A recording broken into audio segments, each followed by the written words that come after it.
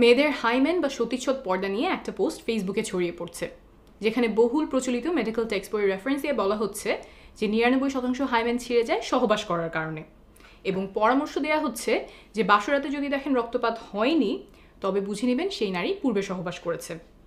এই ভিডিওতে মেয়েদের ভার্জিনিটি পরীক্ষা করার প্রচলিত পদ্ধতিগুলো নিয়ে আলোচনা করব, রেফারেন্স সহ বুঝিয়ে বলবো এগুলো কতটুকু নির্ভরযোগ্য।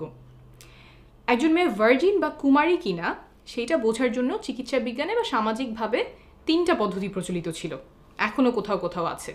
সেই 3টা পদ্ধতি প্রথমে ছোট করে বুঝিয়ে বলি। 1 নম্বর পদ্ধতি হলো 2 ফিঙ্গার টেস্টিং।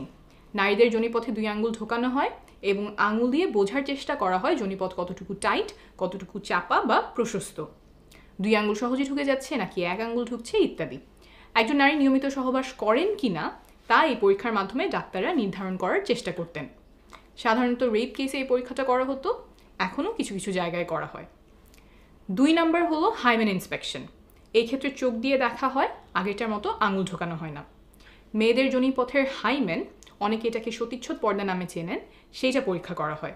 হাইমেনে কোনো ছেঁড়া আছে কিনা, থাকলে কোথায় ছেঁড়া, হাইমেনের আকার কেমন, মুখ কতটুকু বড়, এইসব দেখে বোঝার চেষ্টা করা হয় মেয়েটি আগে কখনো সহবাস করেছিল কিনা।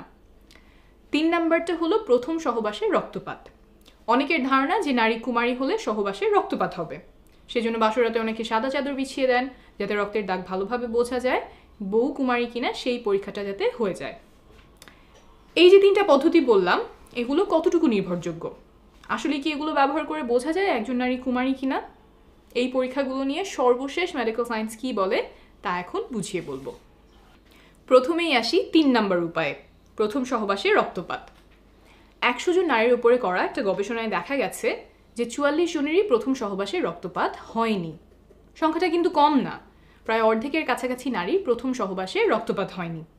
এমনকি কোনো ব্যথাও হয়নি 32 জনের। এমন আরও গবেষণা আছে যাতে দেখা গেছে প্রথম সহবাসে সবার রক্তপাত হয় না। রক্তপাত হওয়া এবং না হওয়া দুইটাই স্বাভাবিক। কারো কারো ক্ষেত্রে